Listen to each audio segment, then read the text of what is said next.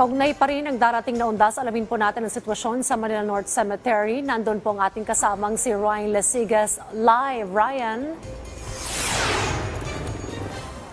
Dayan, all systems go na ang pamunuan ng Manila North Cemetery para sa inaasahang bugso ng mga dadalaw dito sa sementeryo. Pero tulad ng nakikita nyo ngayon dito sa aking likuran, Dayan, ay ilang araw bago yung undas, ganito pa yung sitwasyon dito sa labas ng Manila North Cemetery. Wala pa yung mga orange barrier na karaniwang inilalatag sa bukana ng gate ng sementeryo. Wala pa rin Dayan yung dagsa ng mga dadalaw sa kanilang mga mahal sa buhay. Pero ang pamunuan ng MNC handa na sa inaasahang milyong-milyong dadalaw dito ngayong undas.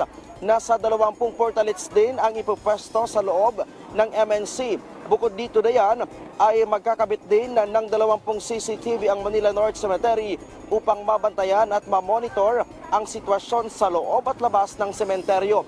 Paalala ng pamunuan ng Manila North Cemetery, Dayan, mahigpit na ipinagbabawal ang pagdadala ng matutulis na bagay sa loob ng sementeryo.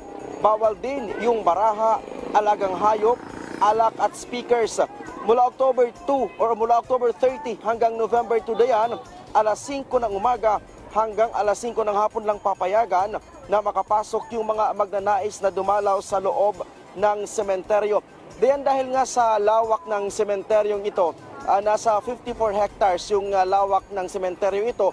Tulad ng mga nakaraang mga undas ay magkakaroon din ng libreng sakay mula dito sa gate ng sementeryong ito para doon sa mga matatanda patungo doon sa mga puntod ng kanilang mga mahal sa buhay. Tuloy-tuloy din Dayan yung ginagawang pag-ikot ng mga otoridad para matiyak na ligtas na yung paligid at mamaya-mayang konti din ay nakatakdang magtungo dito si MMDA Chairman Don Artes para magsagawa ng inspection. Dayan. Maraming salamat sa update, Ryan Lesigas.